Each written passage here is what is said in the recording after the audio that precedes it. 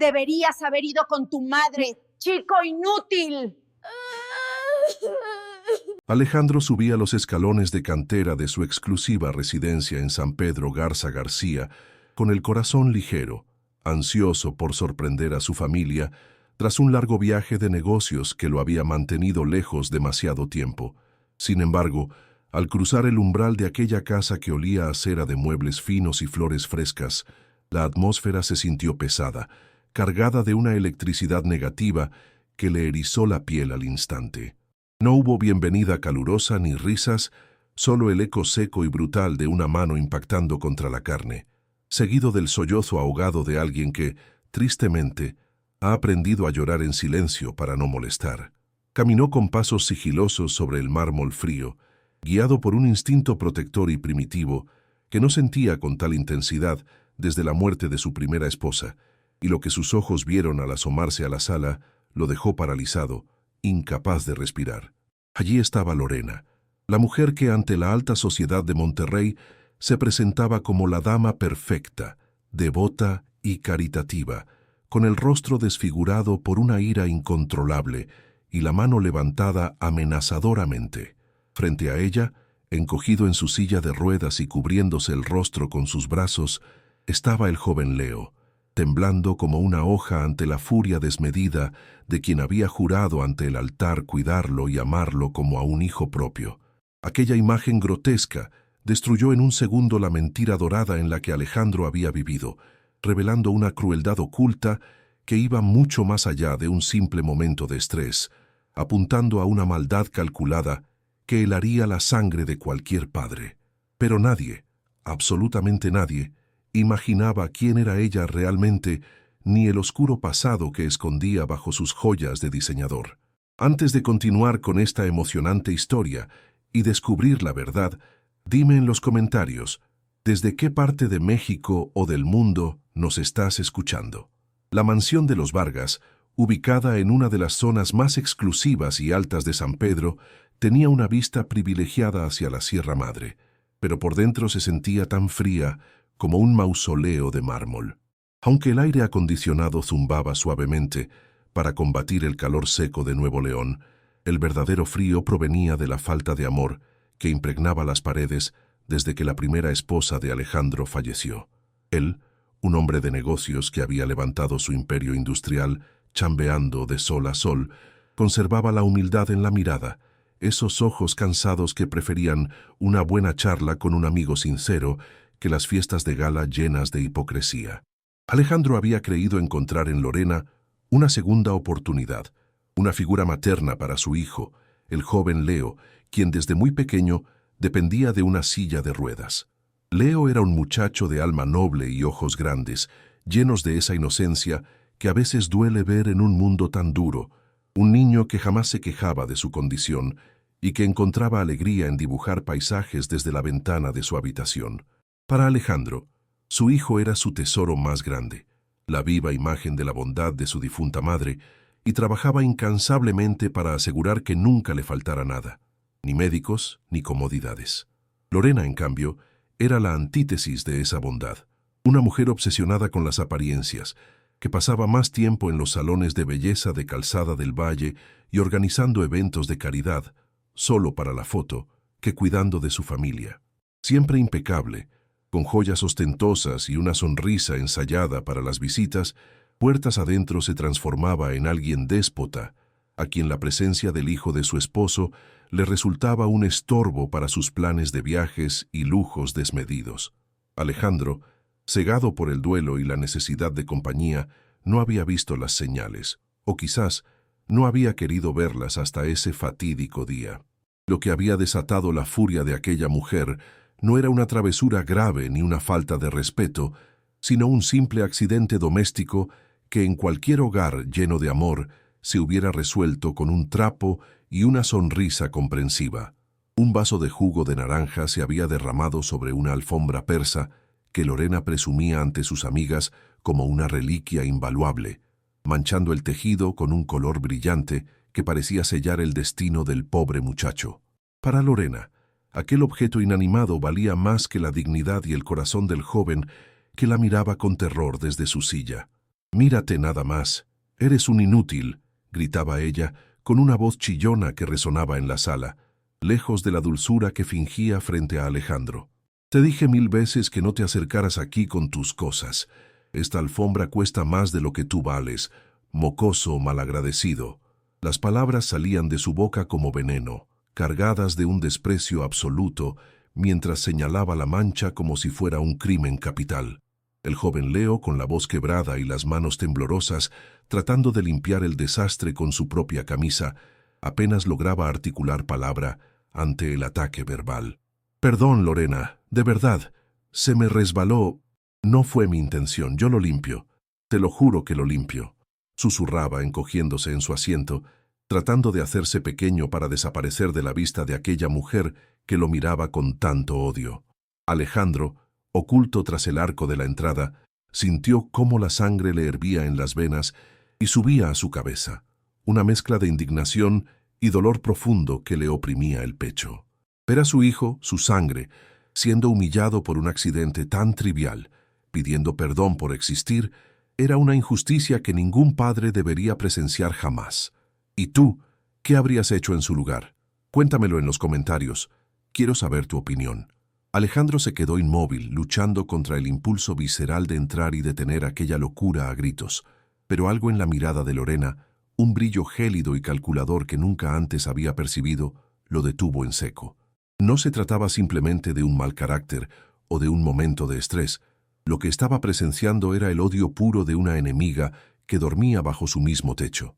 Comprendió, con un terror que le caló hasta los huesos, que la seguridad de su hijo pendía de un hilo y que, si no actuaba con inteligencia, podría perderlo para siempre. La amenaza que salió de los labios de esa mujer confirmó sus peores temores, elevando la situación de un conflicto doméstico a un peligro mortal. Con una frialdad espeluznante, Lorena se inclinó sobre la silla de ruedas, invadiendo el espacio personal del muchacho, y le susurró palabras que ninguna persona con alma se atrevería a pronunciar. Le advirtió que su padre estaba muy cansado y que, si le daba problemas, Alejandro podría enfermarse más rápido, dejándolo a él completamente solo y a su merced en alguna institución olvidada por Dios. En ese instante, las piezas de un rompecabezas macabro empezaron a encajar en la mente de Alejandro.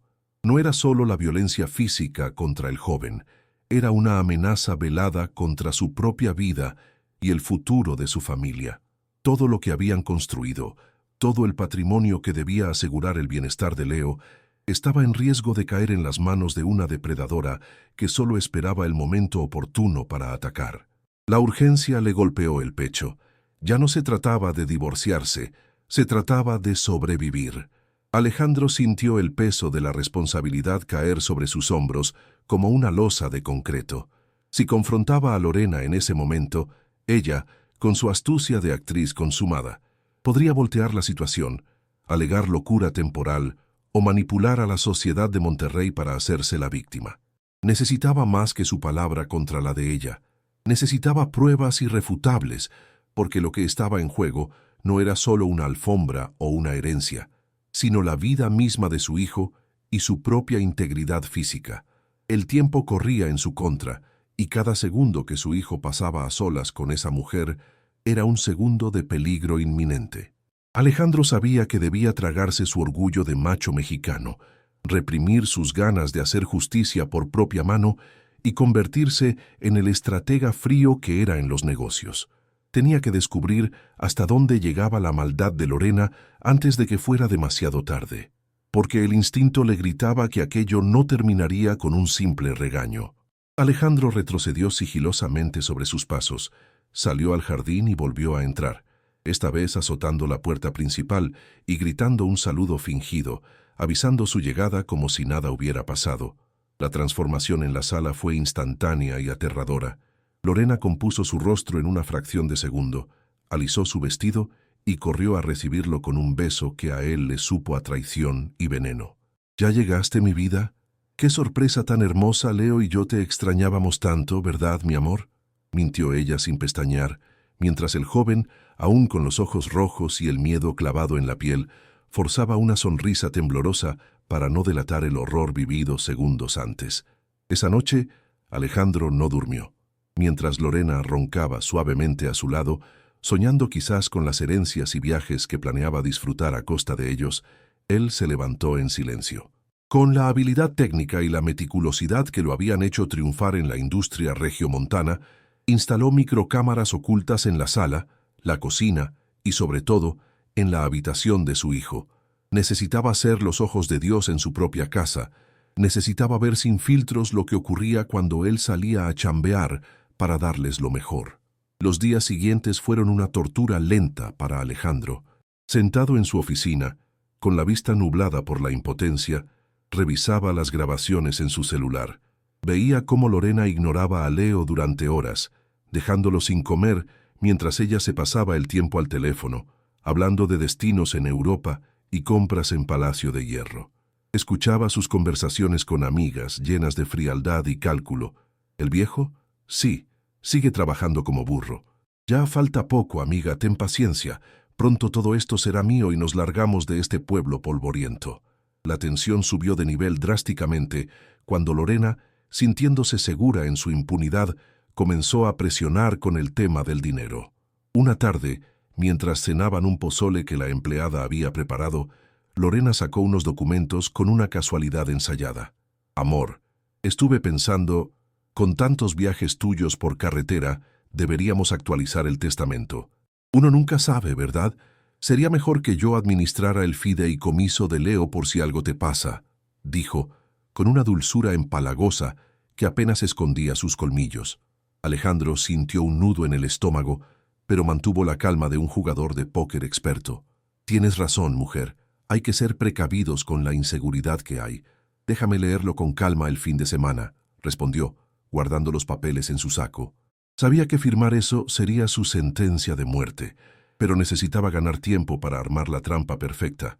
Esa misma noche, aprovechando que Lorena había salido a una de sus galas benéficas, se escabulló a la habitación de su hijo para hablar con la verdad. «Campeón, necesito que seas valiente y confíes en mí», le susurró a Leo, acariciando su cabello. El chico, con una inteligencia que superaba su edad y madurada por el sufrimiento, señaló debajo de su cama. Allí, en una caja de zapatos vieja, guardaba un secreto terrible que había recolectado en silencio. «Papá, ella me da estas pastillas. Dice que son vitaminas especiales, pero me hacen sentir mareado y dormir todo el día. Y son las mismas que le daba a mamá en sus jugos antes de que se fuera al cielo». El corazón de Alejandro se detuvo por un segundo, helado por la revelación. Con manos temblorosas, tomó los frascos sin etiqueta que su hijo había logrado esconder en lugar de ingerir. Eran frascos sospechosos, siniestros. «No te preocupes, mijo, esto se acaba hoy», prometió, con lágrimas de rabia contenida en los ojos. Sabía exactamente a quién acudir.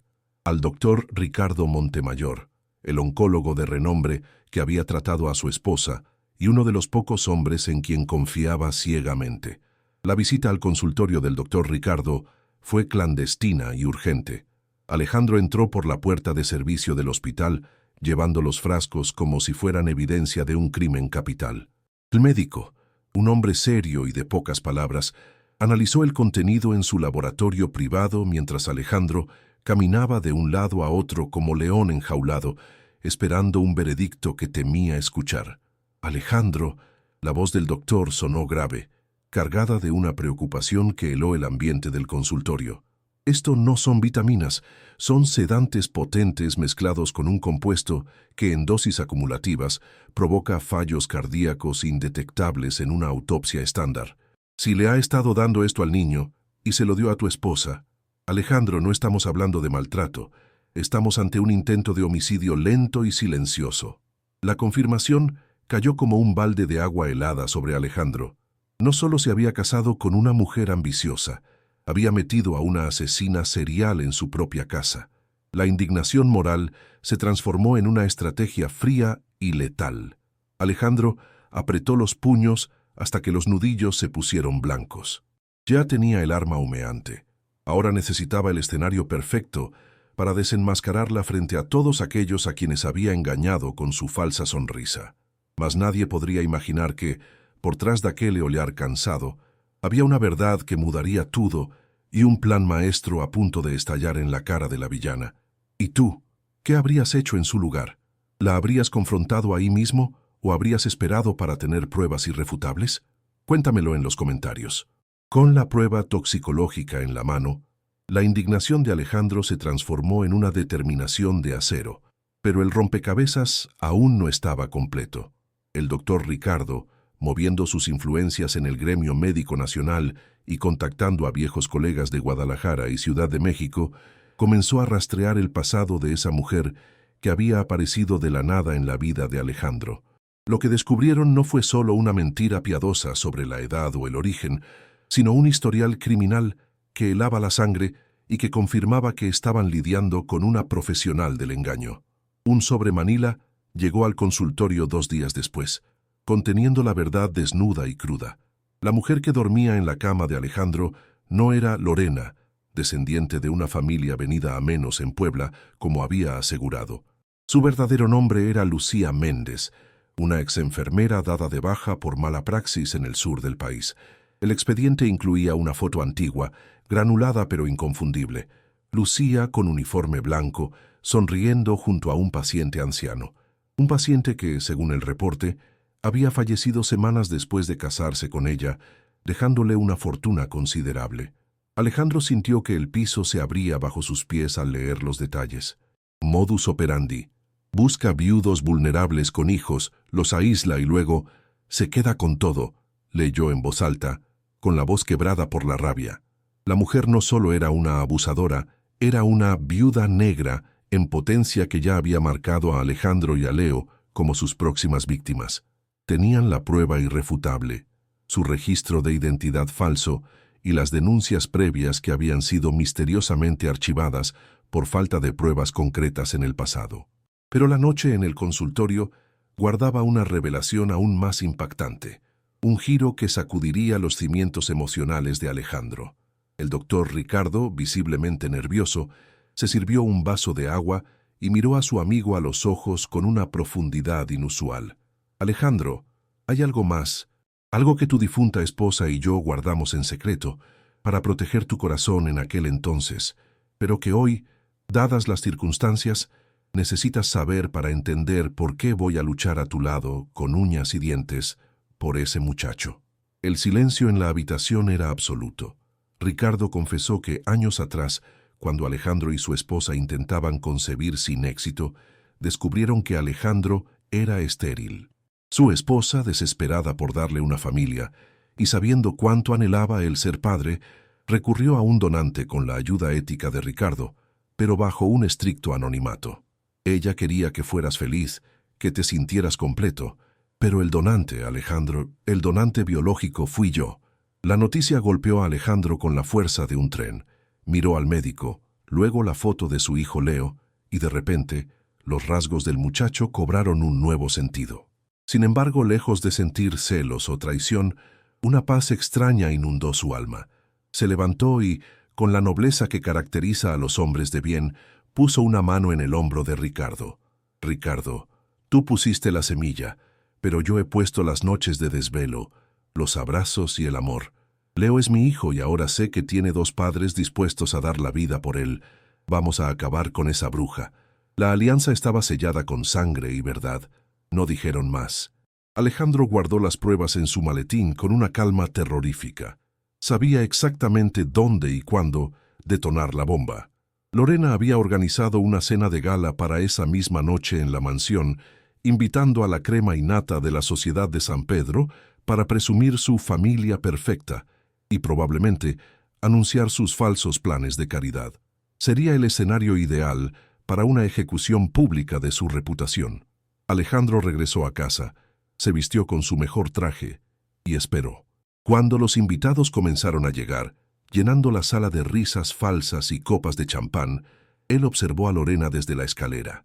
Ella lucía radiante, victoriosa, sin saber que el suelo bajo sus tacones de diseñador estaba a punto de derrumbarse. Lo que viene a continuación te va a sorprender y te dejará sin aliento, así que deja tu like ahora mismo y suscríbete para no perderte el desenlace de esta historia impactante. La noche había caído sobre San Pedro, y la mansión de los Vargas brillaba como una joya, llena de invitados distinguidos que disfrutaban de canapés y champán, ajenos al drama que estaba por desatarse. Lorena, enfundada en un vestido rojo sangre que gritaba protagonismo, tintineó su copa con un cuchillo de plata, pidiendo silencio para dar su discurso ensayado sobre la importancia de la familia y la caridad. Amigos, gracias por estar aquí.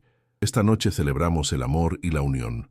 Sa comenzó a decir, con esa sonrisa de porcelana que había engañado a tantos, mientras pasaba una mano posesiva por el hombro de Alejandro. Alejandro, sin embargo, no sonrió. Con un movimiento suave pero firme, se apartó de su toque como si ella quemara y tomó el micrófono de su mano. Tienes razón, querida. Esta noche vamos a celebrar la verdad. Caiga quien caiga, dijo con una voz potente que resonó en los altavoces, silenciando el murmullo de la sala. Hizo una señal discreta al técnico de sonido y las luces del salón se atenuaron, dejando toda la atención en la pantalla gigante que Lorena había preparado para mostrar fotos de sus viajes, pero que ahora proyectaría su sentencia final. La pantalla se encendió, pero no aparecieron paisajes de Europa ni fotos de bodas. En su lugar, una imagen nítida y brutal llenó la sala. Lorena, sin maquillaje y con el rostro desfigurado por la ira, golpeando la mano del pequeño Leo y gritándole insultos irrepetibles. El sonido de la bofetada resonó amplificado en el salón de gala, provocando un grito ahogado colectivo entre los asistentes. Las damas de sociedad se llevaron las manos a la boca, horrorizadas, mientras los caballeros miraban con incredulidad la transformación de la anfitriona perfecta en un monstruo doméstico. Lorena se quedó petrificada por un segundo, pálida como un fantasma, antes de intentar abalanzarse sobre el proyector. «¡Apaguen eso! ¡Es un montaje! ¡Es mentira!», chillaba, perdiendo toda compostura, con los ojos desorbitados por el pánico. Pero Alejandro se interpuso en su camino, inamovible como una montaña. «No es un montaje, Lucía», dijo él, pronunciando su verdadero nombre con un desprecio gélido. O debería decir, enfermera Méndez. Al escuchar su nombre real, la mujer retrocedió como si hubiera recibido un golpe físico. Alejandro sacó del bolsillo de su saco los documentos que el doctor Ricardo había conseguido y los lanzó al aire. Las hojas con su ficha criminal y la foto antigua cayeron como lluvia sobre los invitados revelando su pasado de viuda negra y estafadora. «Les presento a la verdadera dueña de la casa, una mujer buscada en 3 estados por estafar y acelerar la muerte de sus pacientes para quedarse con sus herencias. Antes de que ella pudiera inventar otra mentira, las puertas principales se abrieron de golpe. No eran más invitados, sino oficiales de la policía estatal, acompañados por el doctor Ricardo, quien caminaba con el rostro serio y una carpeta de evidencias médicas en la mano. La socialite se vio acorralada, mirando a todos lados como una rata atrapada, buscando una salida que ya no existía. Su teatro se había derrumbado, dejando al descubierto la fealdad de su alma. El doctor Ricardo se acercó a ella, mirándola directamente a los ojos sin pestañear. «Tenemos los resultados de toxicología, Lucía. Sabemos lo que le diste a la primera esposa de Alejandro y lo que le estabas dando al niño. Se acabó. Vas a pasar el resto de tu vida tras las rejas, donde no podrás lastimar a nadie más». La acusación fue el clavo final en su ataúd social. Los invitados murmuraban con asco, apartándose de ella como si tuviera una enfermedad contagiosa. En un último intento desesperado y patético, ella trató de correr hacia la salida del jardín, tropezando con su vestido largo, pero 2 oficiales la interceptaron sin esfuerzo. El clic metálico de las esposas cerrándose alrededor de sus muñecas, llenas de pulseras de oro que no le pertenecían, fue el sonido más dulce que Alejandro había escuchado en años. «¡Suéltame, estúpido! ¡No saben quién soy!», gritaba ella, pataleando y escupiendo insultos, mostrando su verdadera naturaleza vulgar frente a toda la élite de Monterrey. Alejandro se acercó a Leo, quien observaba todo desde un rincón seguro junto a su nana, y lo abrazó con fuerza, cubriéndole los ojos para que no viera más la miseria de aquella mujer siendo arrastrada hacia la patrulla. «Ya pasó, hijo, ya pasó. Nunca más te volverán a tocar», le susurró al oído, mientras las luces azules y rojas de la policía iluminaban la fachada de la mansión, limpiando con su destello la oscuridad que había habitado en esa casa. La escena final de esa noche fue la de Lorena, despeinada y derrotada, siendo metida en la parte trasera de la patrulla, mientras la sociedad que tanto había intentado impresionar la grababa con sus celulares, asegurando que su vergüenza no solo fuera local, sino viral. La justicia había llegado tarde, pero había llegado con una fuerza devastadora, poniendo a cada quien en su lugar. Cuando las luces de las patrullas se desvanecieron en la distancia y el último de los invitados se marchó murmurando disculpas, un silencio nuevo se apoderó de la residencia Vargas. Pero esta vez no era un silencio frío ni temeroso. Era la calma profunda que llega después de una tormenta necesaria, el sonido de un hogar que finalmente empieza a sanar. Alejandro, con el nudo de la corbata aflojado y el alma más ligera, se sentó en el jardín junto a su hijo y al doctor. Ricardo, bajo la luz de la luna que bañaba la Sierra Madre. Miró a Ricardo, el hombre que biológicamente había dado vida a Leo, y luego a su hijo, a quien él había enseñado a hablar, a reír y a ser fuerte. No había rivalidad en su mirada, solo una gratitud inmensa. «Gracias, compadre», le dijo Alejandro, usando esa palabra que en México sella un pacto de hermandad eterna. «Gracias por salvarlo, y gracias por haberme dado, sin saberlo, el mejor regalo de mi vida». Ricardo sonrió, con la humildad de quien sabe que su lugar no es reclamar títulos, sino ofrecer apoyo. «Él es tu hijo, Alejandro. Tú lo hiciste el hombrecito valiente que es hoy. Yo solo seré el tío Ricardo que cuidará de su salud siempre». El pequeño Leo, liberado por fin de la sombra de su madrastra, reía suavemente mientras sostenía un vaso de jugo, esta vez sin miedo a derramarlo, sin temor a gritos ni golpes.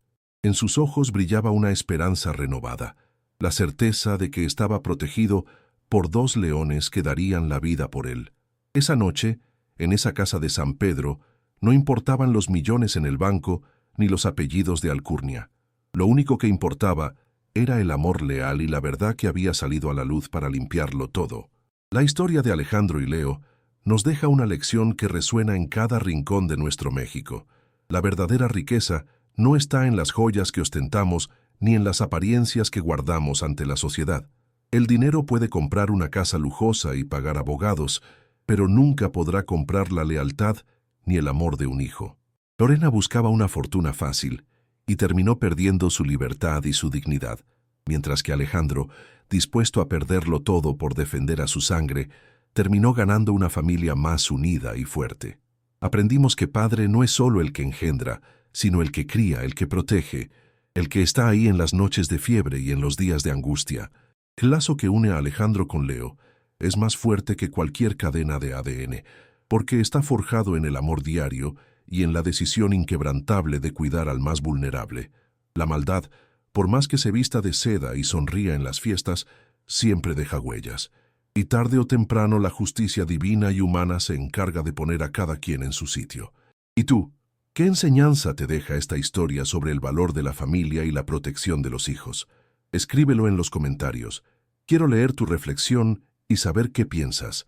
Y si esta historia te conmovió y crees que el amor de un padre es la fuerza más grande del mundo, compártela ahora mismo con alguien que necesite escuchar este mensaje de esperanza y justicia.